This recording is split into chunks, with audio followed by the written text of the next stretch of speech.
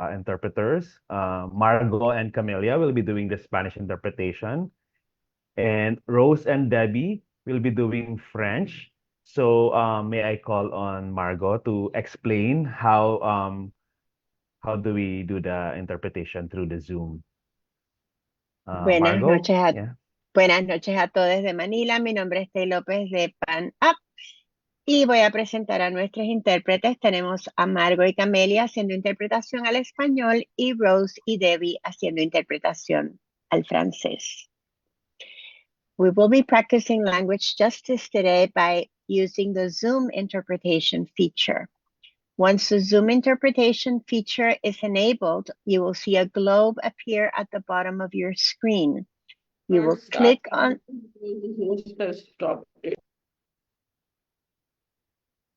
Go on, Margot. You will click on the globe and you will choose your language, English, Spanish, or French. Unless you're fully trilingual, we suggest that you choose your language, even the facilitators. Buenos días, vamos a practicar la justicia del lenguaje utilizando la función de interpretación de Zoom.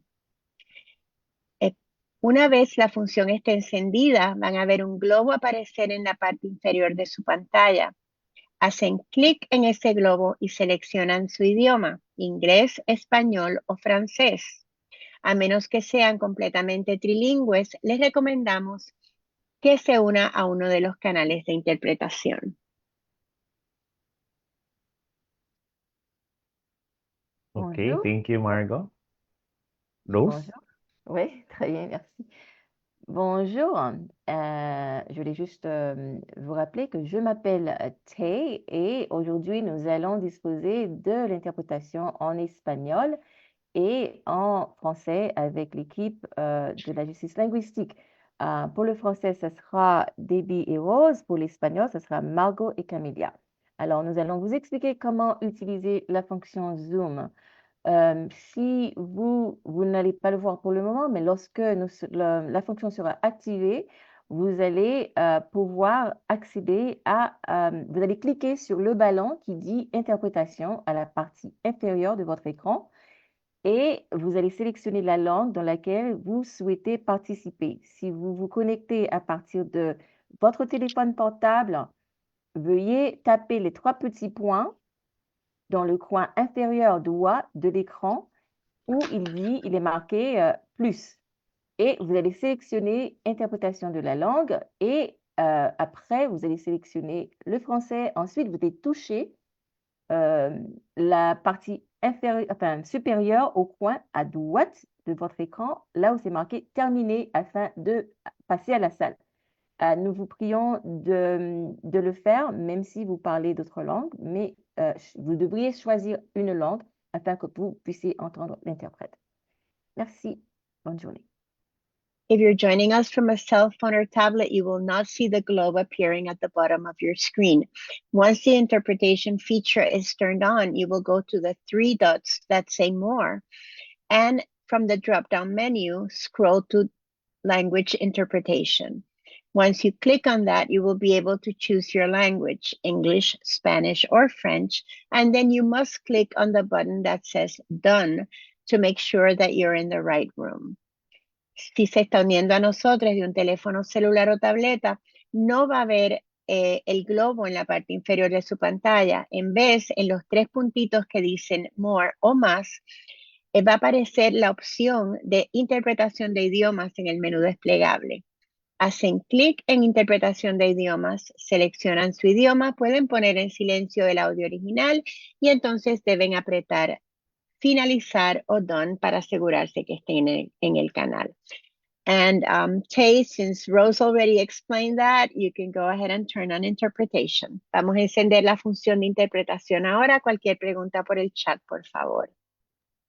Okay, thank you, Margot and Rose. So the globe is already there. So let's start choosing our language where we want to listen in. Okay. All right. Thank you. Hello, everyone again, and good evening from Manila.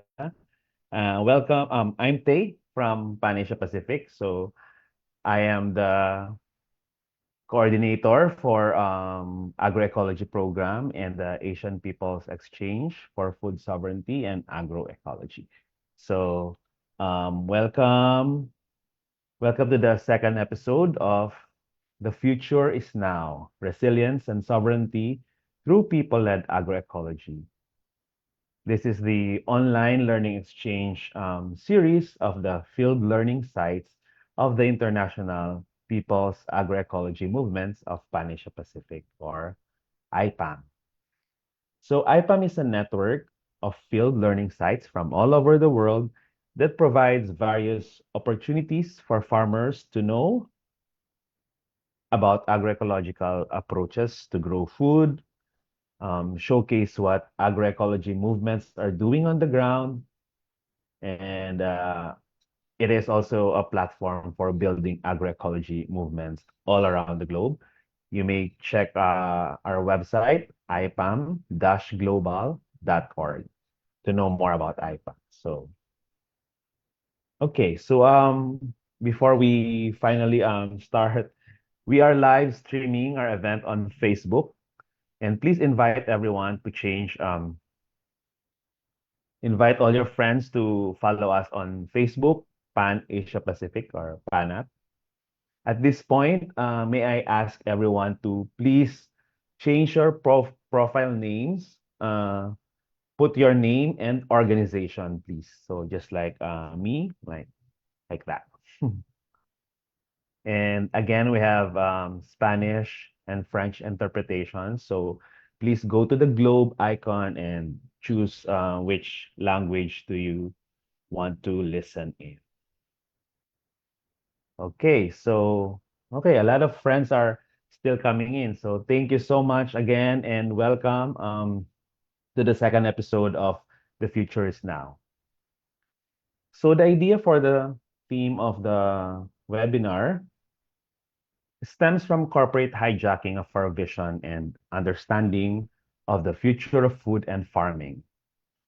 Our collective vision of a just food system is being deliberately equated by agro TNCs with productivism that they say can be met only by wide-scale automation and standardization, opaque global corporate value chains dependent on fossil fuels, and expensive state-of-the-art, resource-intensive products that only they have the financial resources to provide. But we believe that the future of our food system, which is food sovereignty, is only possible through agroecology. So, as science and praxis and rights-based movement, agroecology is able to embody the change we wish to see in our food system, which is plural, equitable, healthy, safe, where everyone is fed well while protecting our planet and communities. In our vision of the future, people, rather than corporations, are the agents of transformation, and the change imagined and aspired towards is systemic rather than simplistic, distributive rather than accumulative, circular instead of destructive, and where the indigenous intersects with innovative rather than precludes it. It is a world where food is restored as a basic human right rather than a strategic asset to financialize and profit off in global financial markets. It's a food future that is biodiverse and resilient rather than one built on homogeneity and consolidation for control. So we're exploring this idea of the future of food in several webinars over the next couple of months. So actually, this is our second episode, and it's second of a three-part series. The idea of the future of food is was launched last month, and now this is the second episode. And in October, we will be doing one episode with the rural women in October 15th.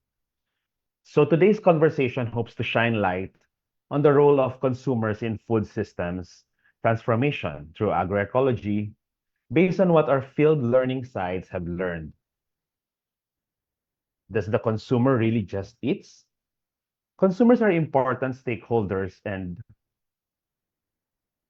key agents in food system transformation, but there is still very little discussion on their potential significant role in mainstreaming agroecology, despite consumer demand for agroecological products having a significant role in its development and mainstreaming.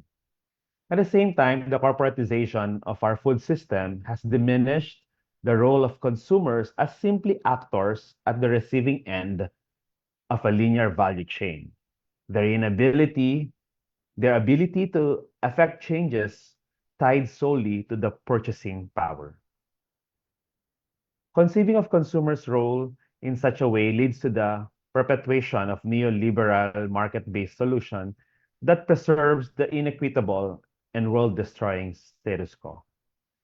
So tonight we're joined by friends of IPAM, our field learning sites in the Philippines, Pakistan, Laos, People's Democratic Republic, and from Latin America, our friends from Bolivia. We have a packed session today, so from our Philippine field learning site practicing its local adaptation of community-supported agriculture to the robust consumer movement building undertaken by our friends in Bolivia, to lessons from the 3 decades of experience in Pakistan, and finally to the role of consumers in the commercialization of farmer-led organic agriculture in Laos. We encourage everyone to stay throughout our talk and ask questions given the depth and diversity of experience our speakers have. So let us begin with our first speaker.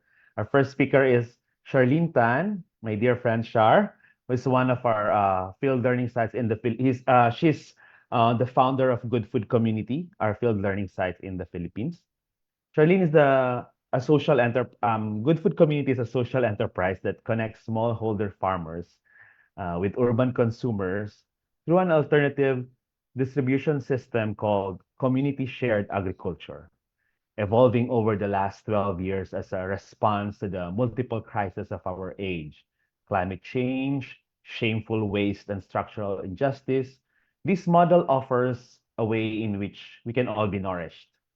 Believing that the seeds of peace are sown by solidarity, Charlene will share how the way they eat, or the way we eat, the way we trade, and the way we produce our food are all intimately linked in a future of hope. So give us some hope, Shar. Thanks, Day.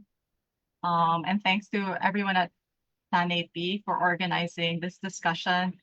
It's an honor to be here among other practitioners and actors in this world. I am challenged to speak slowly and meaningfully, but don't hesitate to stop me if I'm going too fast. So thank you again. Good evening, good morning. I'd like to share with you a little bit more about how agroecology and our practice of agroecology, which we like to call pamayanihan, is works in the Philippines, and some insights about how that works. So next slide. Thank you, Diana. So what is a good food community? We are a social enterprise and a community organization that prefigures the food system we want. So as city dwellers, almost like 2 decades ago, we were horrified at the fact that our farmers periodically go hungry as every year.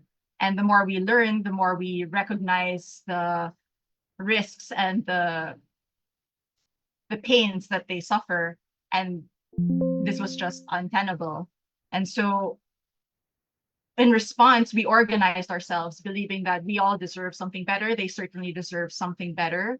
And we can build that together. So we grew alternative economies based on things other than the market, things like solidarity, justice, and love. Next slide. So in the Philippines, we have this idea called bayanihan. And it literally means helping anyone move your house from one place to the other. Not that any one of us city dwellers have really moved a house, although it looks fun. But I think it remains, if it's taught in schools, and when you talk to a Filipino about bayanihan, they have an idea of what this collective labor and this shared work looks like. And so we thought that this kind of spirit is important as we promote this idea of collective labor for food, which is why, next slide, we've called the work of community supported agriculture or community shared agriculture pamayanihan. And we believe that it's our agroecological practice as co-producers. So we sort of developed pamayanihan on our own, and it's a mix of terms, but basically it means collective labor for food production, believing that we all have responsibility towards each other's well-being or being fed. So how does it work? Good Food Community takes the initiative, speaking to the farmers and saying, listen, we'd love to have fresh, organic, diverse produce grown fair, clean, and healthily from you. And how can we protect your health and labor? And they say, well, if you promise to buy what we have, then we would be assured of a stable demand and we can deliver to you what we want. It's worthwhile for us to grow. So the farmers then deliver quality, diverse, organic produce to consumers, or what we would like to call co-producers. And they in turn share in our promise, what we call a purchase guarantee, to eat the crops, to receive the crops. And this sort of relationship allows sustainability of many things, of a relationship with our farmers, a direct relationship with our farmers, an understanding of the biodiversity that sustains our whole food system, and it sustains a practice of working together so that all might be fed and so that all might be able to take their place in supporting our food system and our natural environment. So what I want to point out here is that it's a virtuous cycle. When we began, we were all city dwellers, knowing nothing about agriculture. But over the years, as we have stayed in dialogue with our farmers and continue to learn about the vegetables and eat the vegetables, we have developed trust, creativity, and further biodiversity. Next slide. So our dream, our vision, which we do prefigure, is that all Filipinos be fed through this collective care. And it's a beautiful exercise when we see that the box of vegetables that we receive mirror completely the diversity and the color and the nutrition that our farmers are able now to produce. One of the things that we learned as new people in agriculture is that farmers, the reason why they're hungry is because they are tied to monocultures. And by simply promising to have a share in the harvest, farmers are able to grow a diversity of produce, and they're no longer pressured with these large value chains. By simply sharing what they have in their fields, they're able to feed their families and us as well. So in the first year that we started working, our farmers reported that they no longer experienced hunger that year, which was an amazing thing. And of course, once you hear that, we need to continue. Next slide. So what has agroecology meant for co-producers? With agroecology through pamayanihan, consumers are called to be co-producers, not just stay as consumers who pick and choose what they like. What do we produce together if we call ourselves co-producers? Health for all, nourishment for all, a community for all, and a future where all Filipinos are fed. So next slide. If we take a moment, I think many of us might have grown up in the city.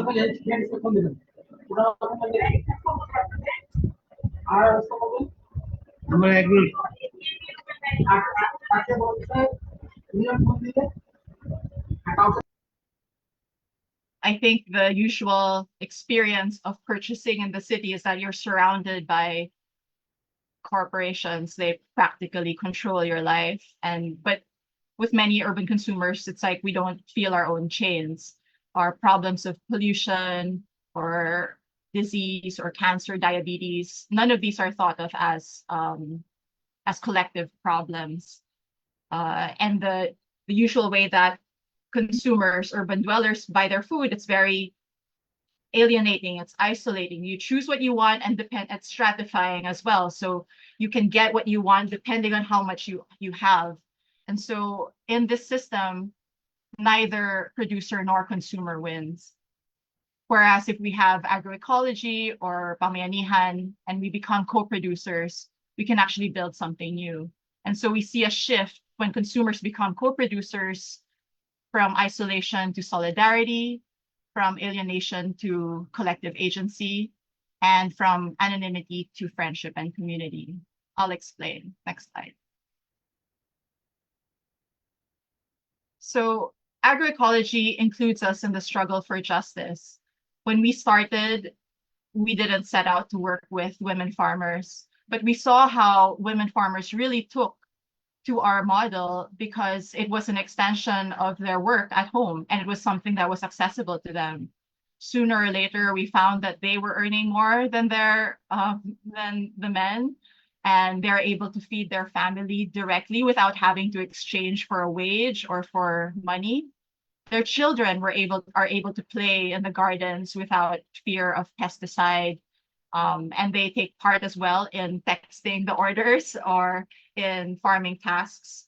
And the women report of enjoying just meeting together. You know, this is the one time that they can come together amidst their busy lives of reproductive labor and whatever other sidelines they have to keep the house afloat. So this is, I think, especially for people living in the city, having a perspective of women, number one, I guess maybe being women ourselves brings us to recognize the stratification in society or the gender imbalance and the gender injustice and how care work must be shared. It helps us recognize all the invisible labor that goes into being producing humans each day. And I think getting out of our place, recognizing going to the farms and seeing what it takes to produce food on the table, the primordial invisible work shows us how the distribution of that is definitely unfair and the risks are disproportionately on our farmers. So while agroecology might be an intellectual idea for people who've never been to a farm or who've never spoken to a farmer, Pamiyanihan allows us to be in the same struggle for justice by being a co-producer, by eating the vegetables, and by learning more about our farmers. Next slide. Our health is nourished through social practice. None of us, well, some of us didn't know how to cook or definitely didn't know how the vegetables prefer to be cooked, especially if we have a diversity of them.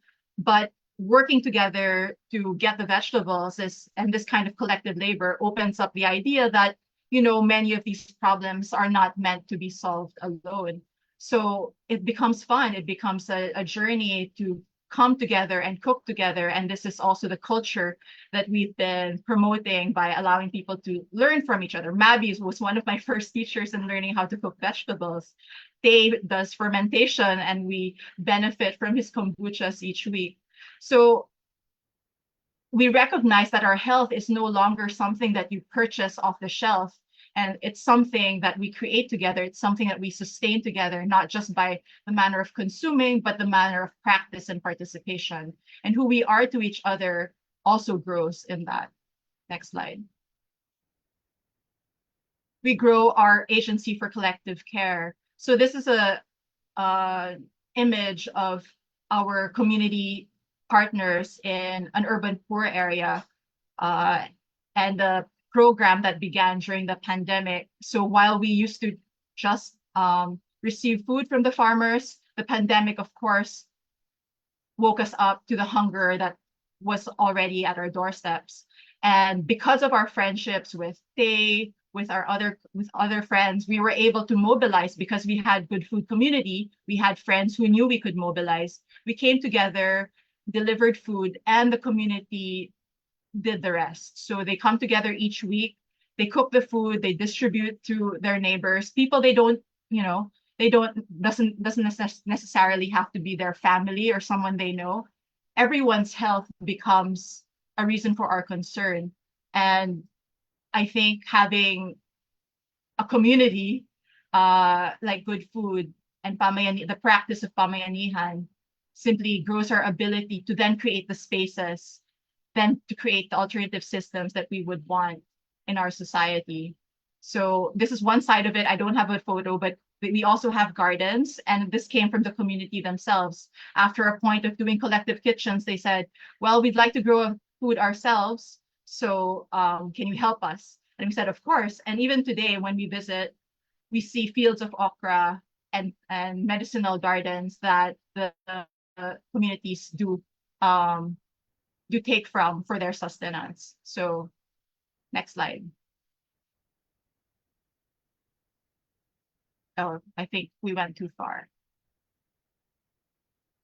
I will finish. This is the last slide. One more.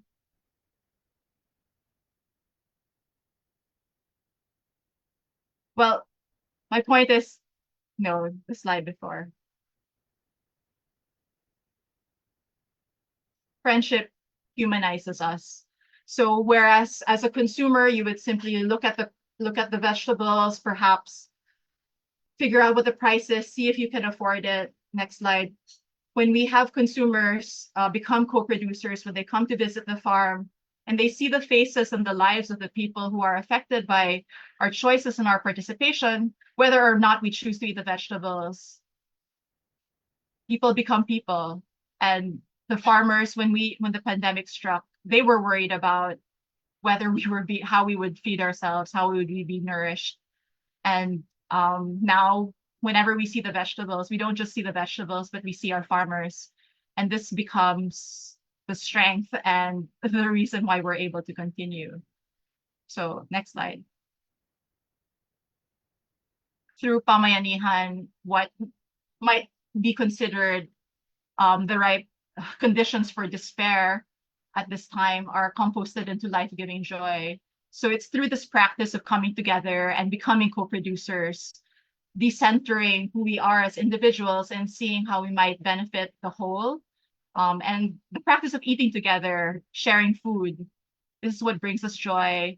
And I think this is what we also give to agroecology. So last slide. Thank you so much for your listening. Looking forward to hearing about your practice in solidarity, good food community. Thank you. Thank you so much, Shar. That was powerful, no? I think just before we go to the next speaker, just to highlight some of the most important things that Shar has through their experience have shared. One, I think primarily what I see is how consumers can become co-producers, and when that happens, a lot of powerful things, a lot of empowering things happen, like what Shara has already shared to us, no? The essence of community, the essence of collective care through collective labor for food production, through just enjoying the community, the diversity, the sharing, the caring in times of need. So that's really very I think that's the essence of what Shara's shared to us, the importance of how do we journey from just being consumers into being co-producers. And when that happens, what good food community has experienced happens. So thank you again, Shar. And so if you have questions, you may type it on the chat, or even if you're on Facebook, you can also message us, and our friends will be informing us about your message of your questions. So now, next, we will be hearing from our friends from Latin America. We will hear from the Bolivian experience.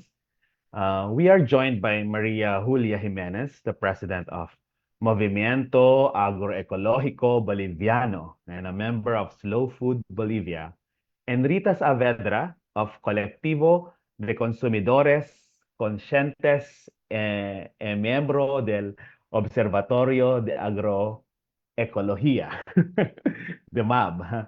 So Maria Julia has 25 years of experience working with associations of peasant producers, the artisanal sector, the agricultural and ecological sectors, and on issues of self-management and political influence. She is an analyst of agricultural policies and a researcher on issues of solidarity economy and associativity. Her experience is reflected in training processes where she provides her services of facilitation in experiential methodologies based on popular education, complemented with the theory of change. Due to her experience, she has been invited to participate in boards of programs and foundations related to rural development, and due to her commitment to agroecology and food sovereignty, she is related to local movements and programs on these issues. She currently promotes the consumer movement in Bolivia as part of the International Slow Food Network and the national coordination of the Bolivian Agroecological Movement, or MAB, as its president. Um, Maria Julia will be joined by Rita Saavedra, a nutritionist and specialist in integral ecology. Rita's professional experience is in public nutrition and the defense of consumer rights to food, water, and a healthy environment.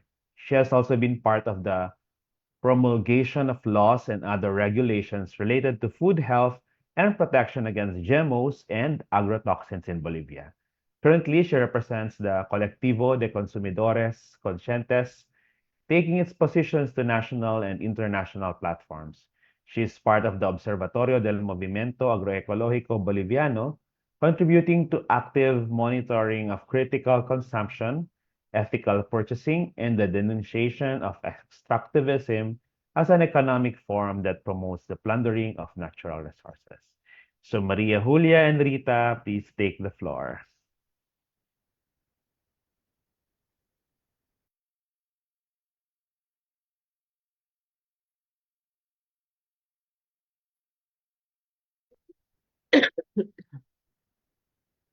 Buenos días a todos. Muchas gracias por invitar a este encuentro entre naciones, entre continentes. Y quiero darles nuestro saludo desde Bolivia. Bolivia es el centro I de... greet you from Bolivia. Bolivia is in the center of South America. You can see our location on the map. Siguiente. Next, Y claro, para entender a of Bolivia, course, un poco to queremos understand mostrarles Bolivia, cómo estamos we'd en love varias to show you regiones. here Yo how we are estoy in hablándoles several desde una ciudad a regions. 3.600 metros I'm sobre el speaking nivel del mar, to you porque Bolivia from está a city over está entre las montañas, en las 3,000 alturas, meters en la over sea cordillera de level. los Andes, y Bolivia tenemos is otra up parte here on the en Andes range. And we have another part perdón, here.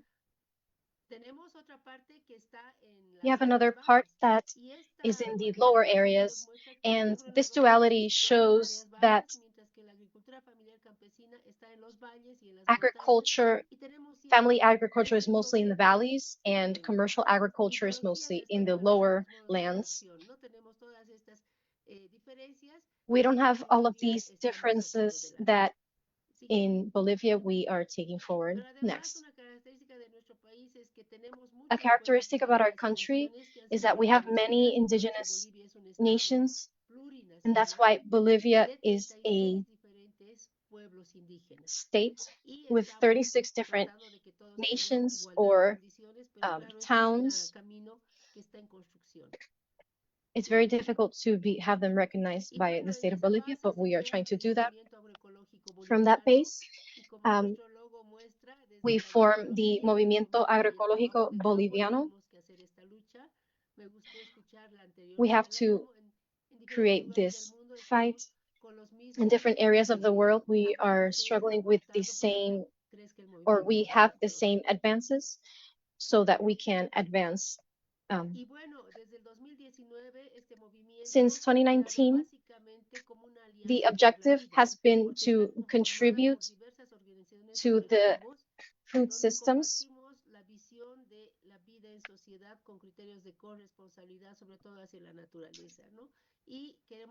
and we want to contribute to better those food systems towards the sustainability of the planet. I feel like this is an emergency in all areas. We can go next. We have posted ourselves. Producers and consumers in Bolivia have that backup, that social, economical, and political backup. And that's what really brings us together. In our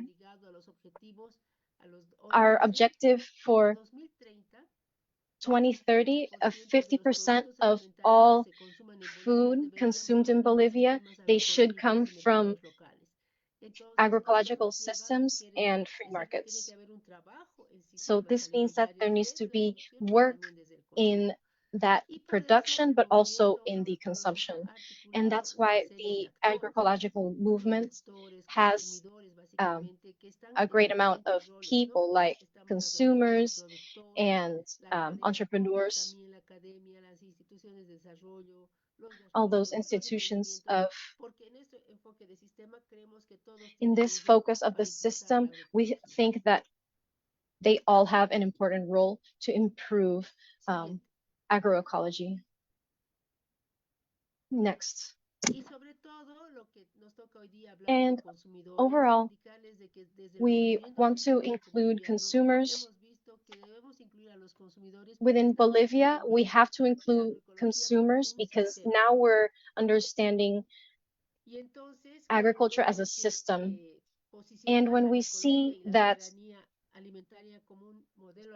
we need to place agroecology and sovereignty and but not only but see the cause and effect of these relations and how they apply to the food systems.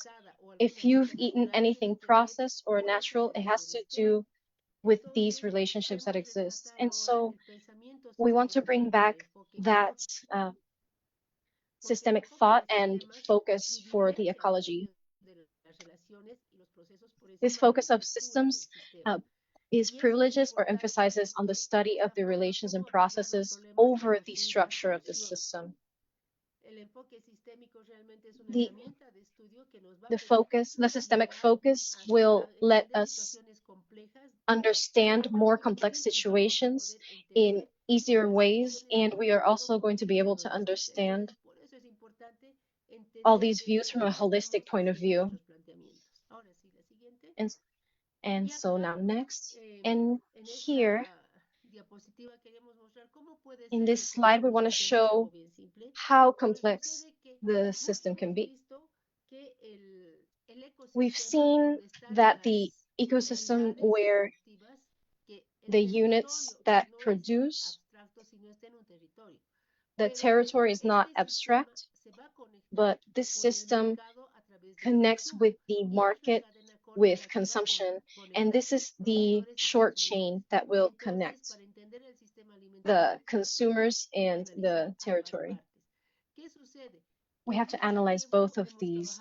What happens? So a lot of times we've worked in Bolivia with producing and actually having the product. We've been focusing on variety and the range of vegetables, but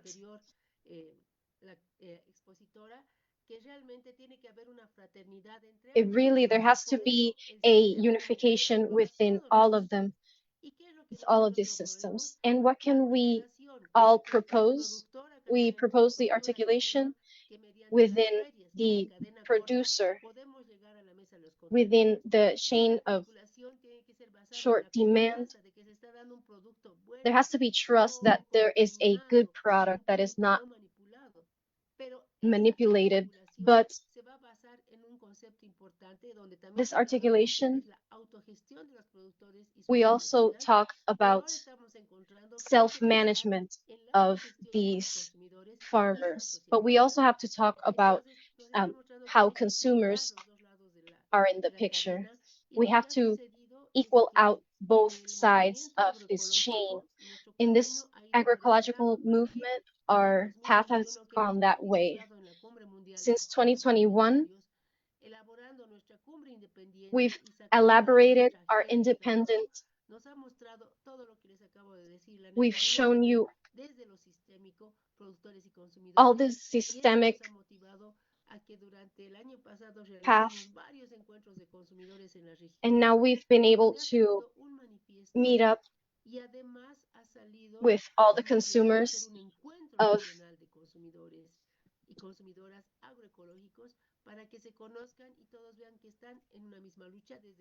and they can see that we are all fighting for the same fight, consumers and producers. We're moving the articulation of the protectors. And what does this take us? In Bolivia, there's this tension that I was telling you about the lowlands and the upperlands, where the upperlands is the agriculture, and in the other is the family agriculture. And politics are going to support agro industry, and the government said that there's going to be biotechnology added to Bolivia, and that has motivated us to sue the government through a manifesto telling them that yucca leaf has to be, the taro leaf has to be through agroecology, and we're demanding this political production. And it's also from the consumers. Together, we're in this process, this incidence process. Next. Sorry about that. And that's why, like the motto of this webinar of 2024, the future is now. And we're precisely in that construction of a civil society to propose the route of agroecology in Bolivia. This month, we're starting to with the agroecological development in our work tables for agriculture, not only the producers, but it's going to be an alliance of producers, short chain, and consumers, because together we can work for the route on agroecology in Bolivia. The future is now, and I really appreciate it. And right now, we will be telling us more about what is going on in this consumer movement, right? Tita.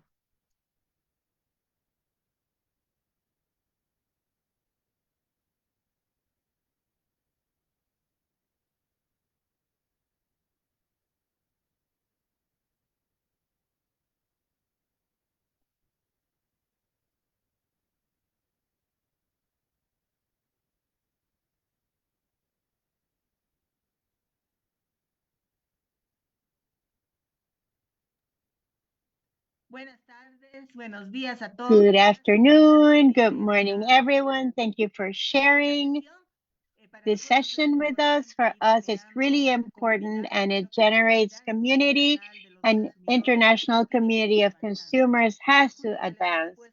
Maria Julia explained the general concept of how we work in the movement, in the agroecological movement in Bolivia. And what I'm going to do now is talk about the work, of the specific work that we're doing within the agroecological system from the viewpoint of consumers. We start that the agroecological production is not economically feasible if we don't have consumers that support it. So starting from there, that's when we start, because there is an amorphous mass of consumers in the planet, but there are those of us who are radically saying that we are organic and ecological, radically ecological, because we think that that's what's going to take the system, the food system, to be sustainable. And in that sense, we have started that we need a certain diversity in foods, and the consumers are diverse too. And we need agroecology to start aligning to provide us food and collective things. And we're different. There's pregnant women, there's school, there's vegetarians, there's vegans, there's school, but also the food system, the agribusiness, and the agricultural business has said that it needs to be advanced. And there's also consumers who are sick, have anemia, malnutrition, obesity, which is a big illness of this of our present. And there's also these illnesses that have come from the use of pesticides like autism, celiac disease, diabetes, cancer. So we need, Hi, Rita. Please Rita, speak a little slower, Rita, could you please. go slower, please, so that the interpreters can keep up? So yes, we need specific food for this diversity of consumers that we are viewing.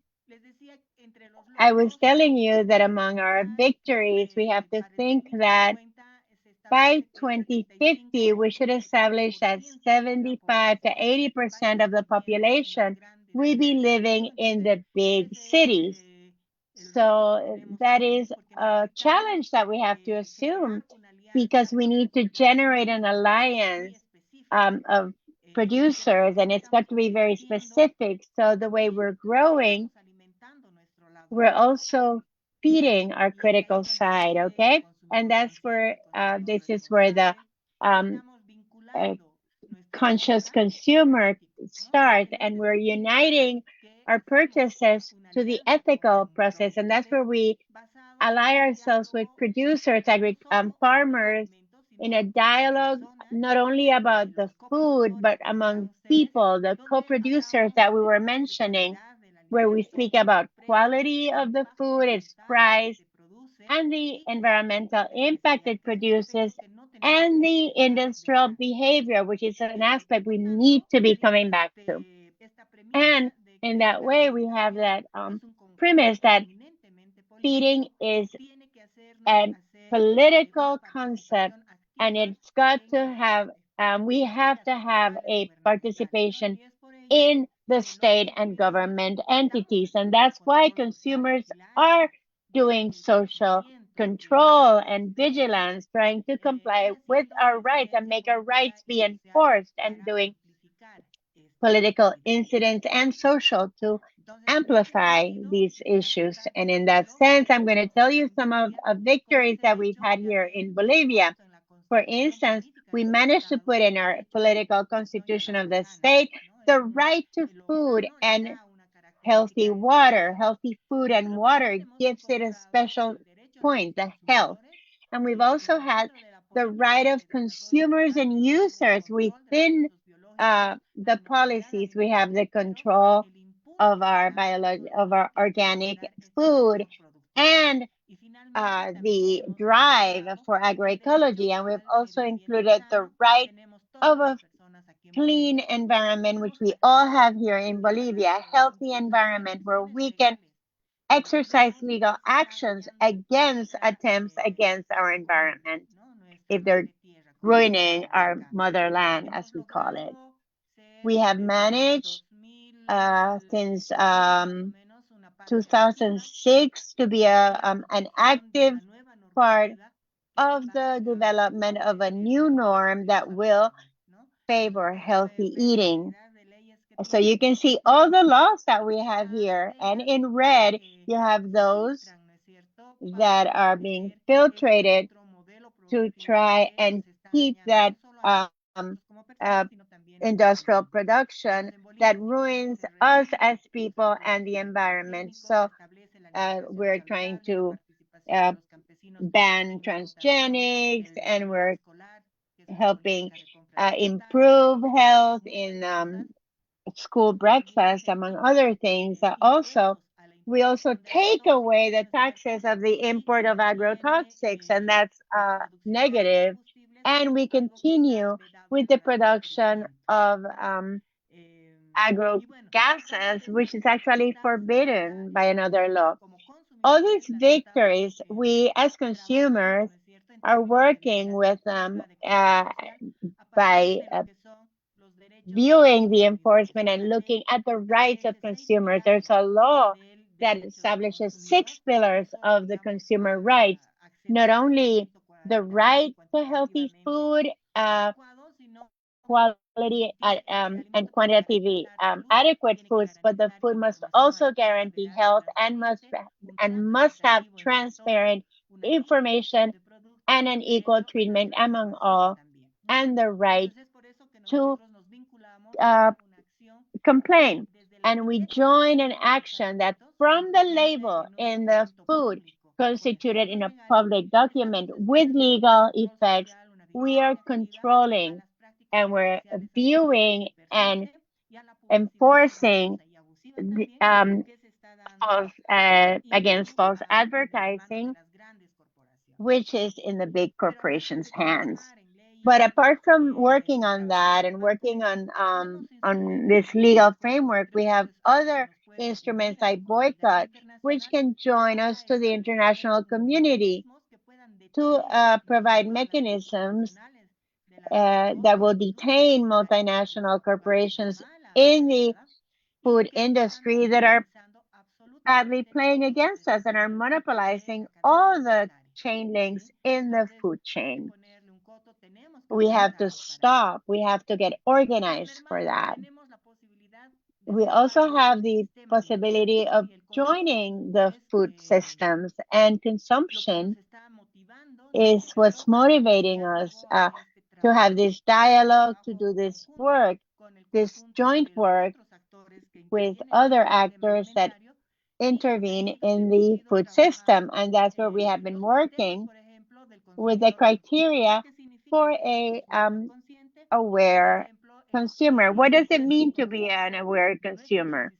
We have to be conscious of our resistance or the climate crisis, that we work for the well-being of our animals, that our food recaptures ancestral flavors, that we respect our motherland and our rights to food.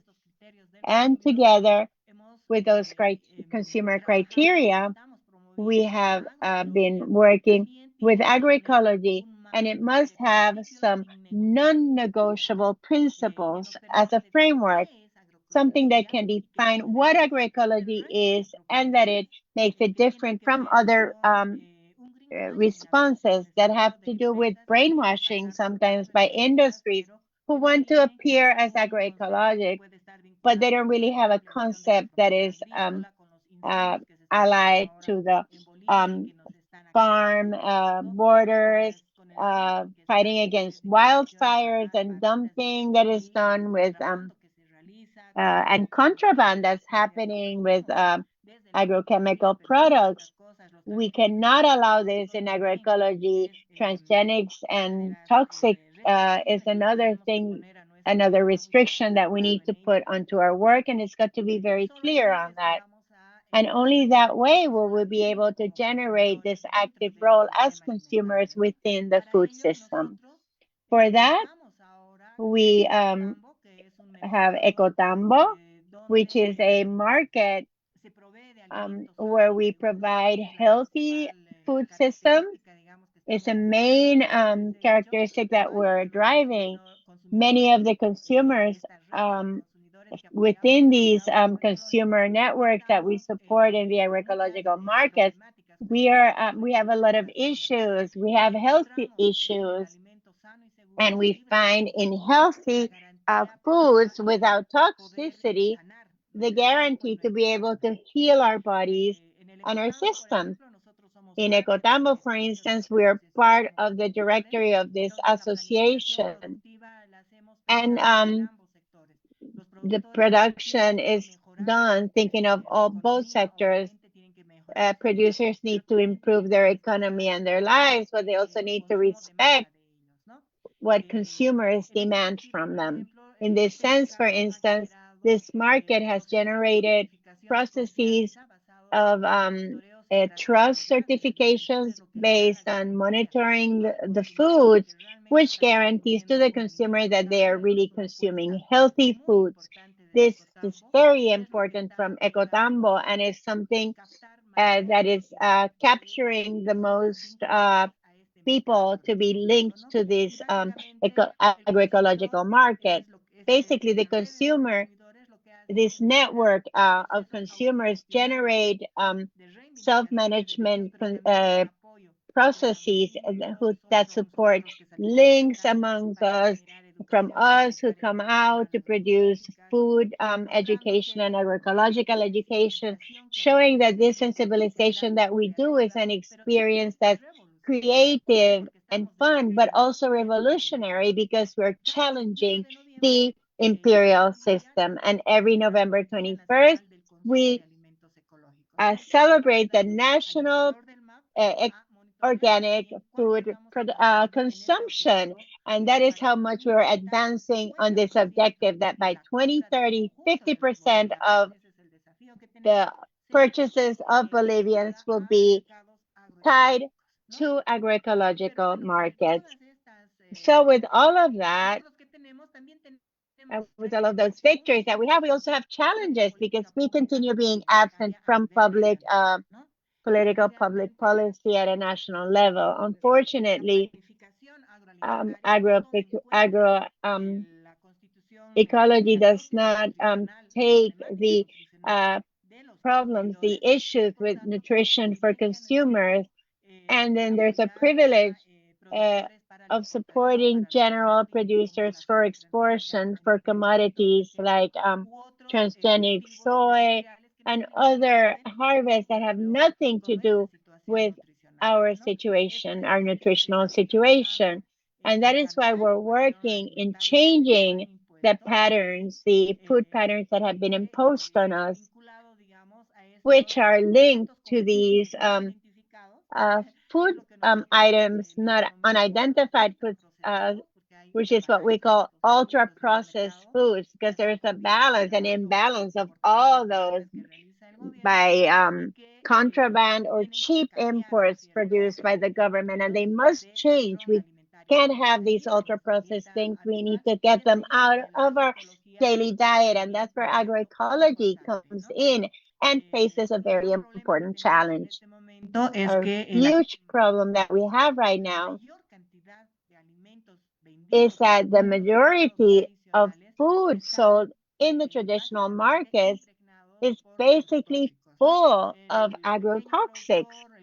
The small producer, the big producer, they're using and abusing these pesticides, and obviously because they only have one vision towards producing profit within the food systems, but we're generating these challenges are being generated and they're affecting the health of our consumers. It's impacting the use of agrotoxics in food in many people's consumption. Don't forget that this also has an international connotation because when we talk about agrotoxics, we are joining actions with the objective of ending chemical colonialism and garbage agriculture. This is an international front that we almost touch on. In the north, they're starting to ban, the global north is not ending these industries that are producing these toxics, and they're being sent to the global south. And that's what we call chemical colonialism. But also, there are other challenges, and that's how we can fight with the labels, how the policies have become so generous, and they're countering everything that we do for agroecological certification.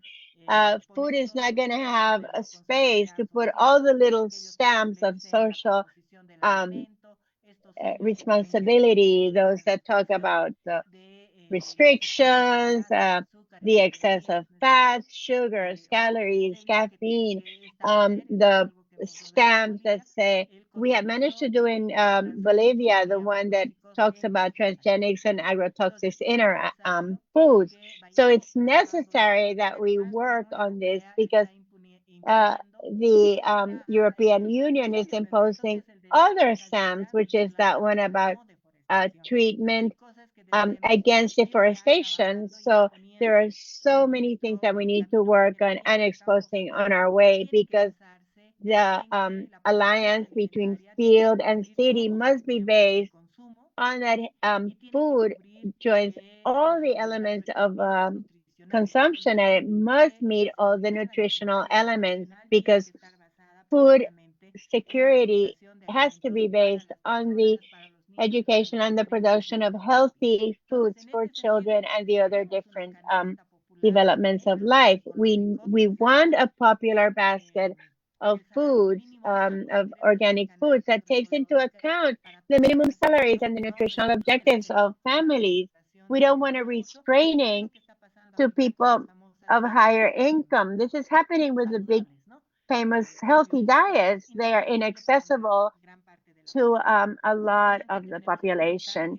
Obviously, we need to face the import, the cheap import that undermine and produce ultra processed foods that are adulterated and falsely carry pesticides and transgenics that are not authorized. We need to save and defend our productive traditional systems and food sovereignty. We need to get back our native seeds. We need to promote the moratorium on transgenics in Bolivia, and we need an auditory, and we need that our native corn, which is a basic part of our food system, and it brings a lot of transgenic and toxicity in them. We need the certification of organic foods based on proofs that are not at a cost to consumers. We need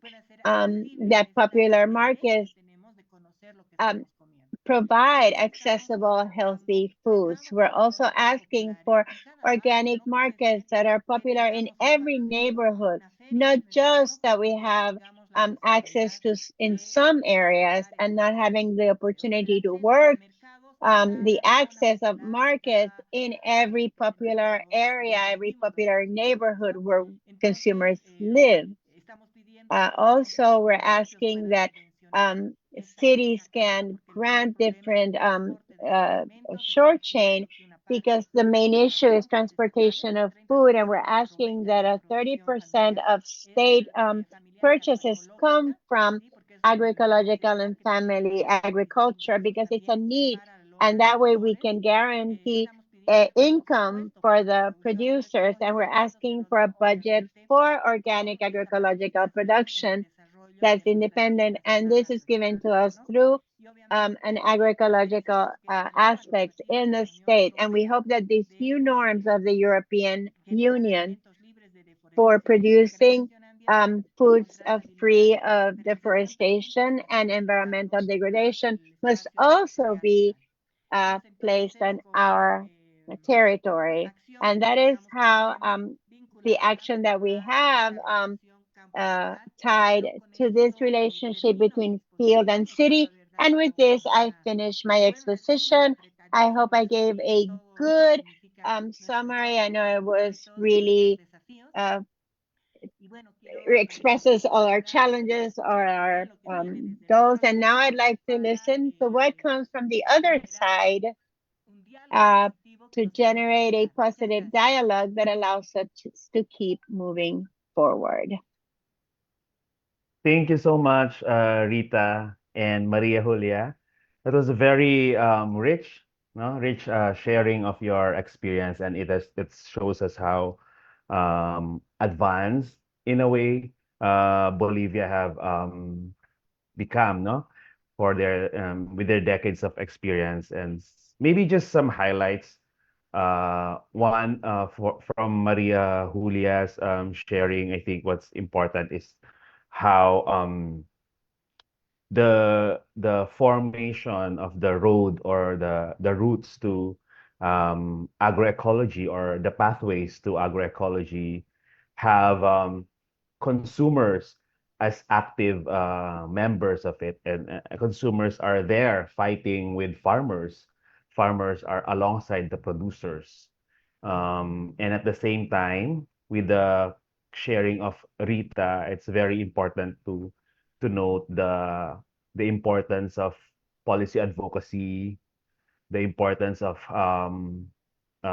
making changes in the laws, no, the policy aspect of our advocacy. That's very important. And just like in what our first speaker from Good Food Community earlier, also here appearing is the connection of consumers as co-producers, and I think the community of consumers becoming a movement, no, is an important aspect of what they have shared, because of course consumers, we know, are not just passive recipients of products, but as active revolutionary has active and even revolutionary role in this whole movement building for agroecology and food systems transformation. So thank you again for our friends from Bolivia, Maria Julia and Rita. That was very rich, no? So at this point, before we proceed to our next set of speakers, may I ask everyone to please open your cameras and let's have a group photo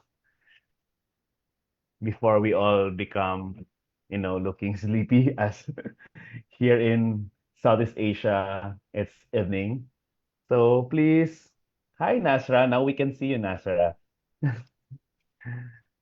Okay, so Diana will take a photo. So we will count. Okay, you have to give us your best smiles.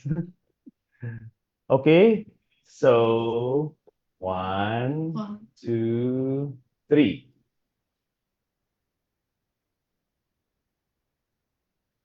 One more time.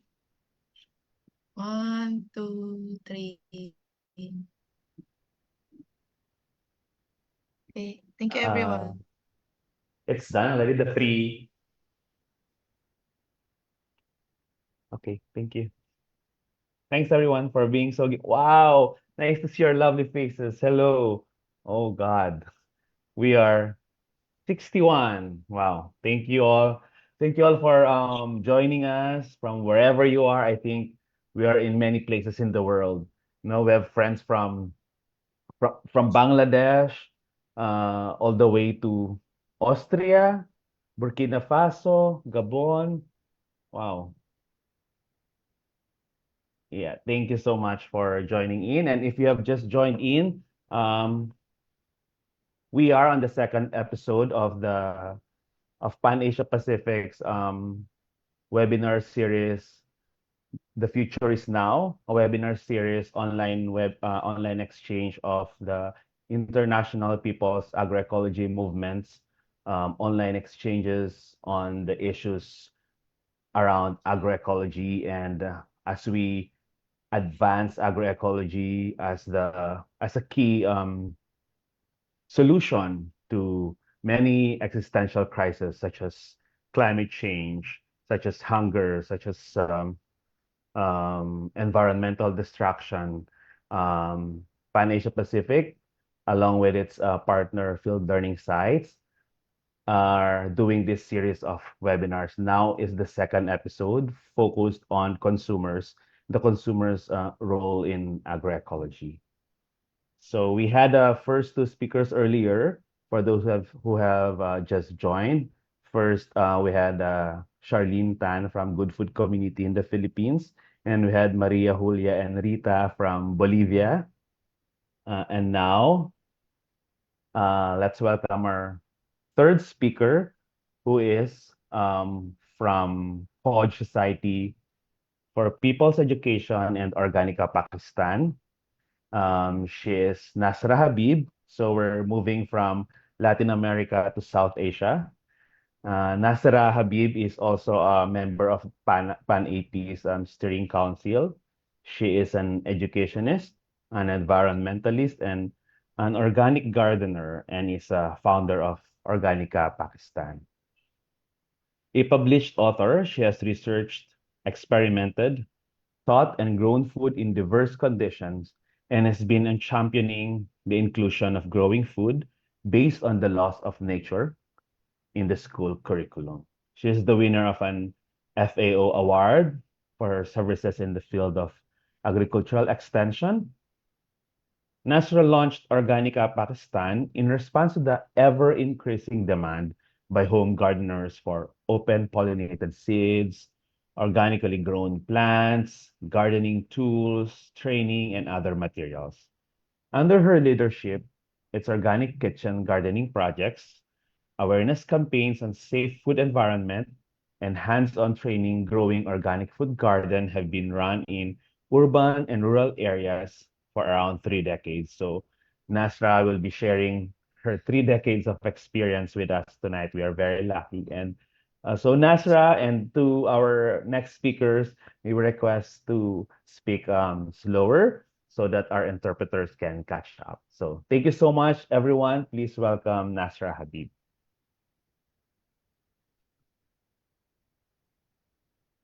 Please unmute yourself, Nasra. All right. Hi, everyone, and thank you very much for this, giving me this opportunity. Before starting my presentation, I would apologize for not being able to include some nice photographs of our work. I changed my laptop last week and I'm still playing with 2 laptops, so you have to just listen to me. I'll be talking about our experience at the grassroots level and at the advocacy level of both. I would try to give a picture at the micro and macro level. And next slide, please.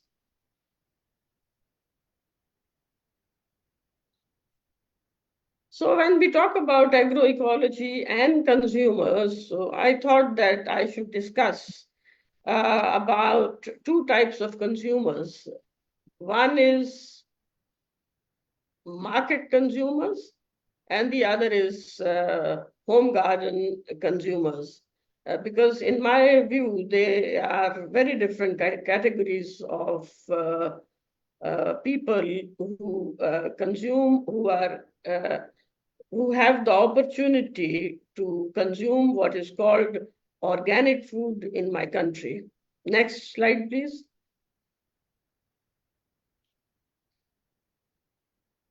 So when we talk about market consumers, what I mean is that all those people who get organic food from different shops in the market, because these days there is, especially after COVID-19, there is a lot of interest in natural food. Actually, it's a very confused state of affairs in my country. In this presentation, I am using the word organic because in Pakistan, most of the people, they are familiar with this expression. So they are looking for organic food, and there are so many commercial places online and offline on physical market shops. There you cannot count who are selling organic foods. But when I mean a person like me, as them about on which grounds they call their food organic, they have no satisfactory response. It's not only vegetables, it is chicken and mutton and beef and fish and I mean, all kinds of things, organic milk. So I went to a shop and it was outside the shop. It was written organic milk. So I went inside and I asked that you call it organic. How is it different from the other milk that is on sale? So he said our milk comes from the villages, so it is organic. And then he, I mean, very knowledgeably, he told me that milk that is produced in villages, that is all organic. So that shows the picture that how unreliable the whole organic food business is there. There is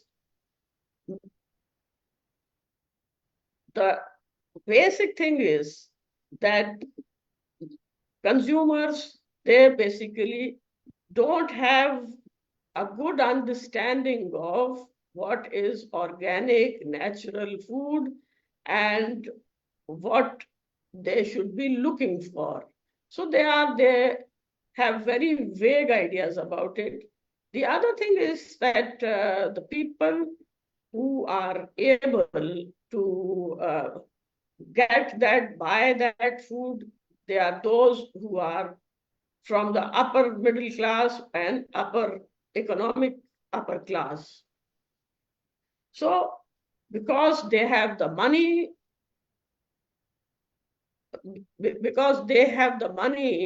to buy that kind of food, so that there is such a flooding of organic foods. So there is no certification because we don't have, as far as I know, there is no certification system. I understand that the certification system is very, very expensive, but at the moment, the kind of clientele they have and the market they have, that can afford that kind of certification. So the things are very confused, very haphazard when it comes to organic food. Then they don't know. If you ask a shopkeeper, if you ask any shop from where the food came, they have no idea. And at the best, they can say, we have purchased it from the farmers. So, and they don't want to give any information about the farmers, who they are and how they grow their food. And obviously, when you don't know about the origin of your food, you cannot have access to the farms, to the gardens where these foods are grown. I mean, this is when we talk about this state of affairs. So it is a far-fetched idea to expect that consumers may have any knowledge of soil health, what a healthy soil is, and what is the correlation between a healthy soil and a healthy plant and ultimately healthy food. And they are also not able to link the safety of food and the health of soil to environmental safety. So these are very big challenges at the national level and at the local level. So we have to work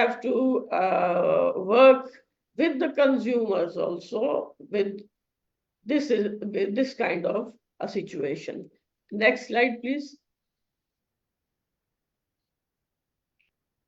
The other consumers which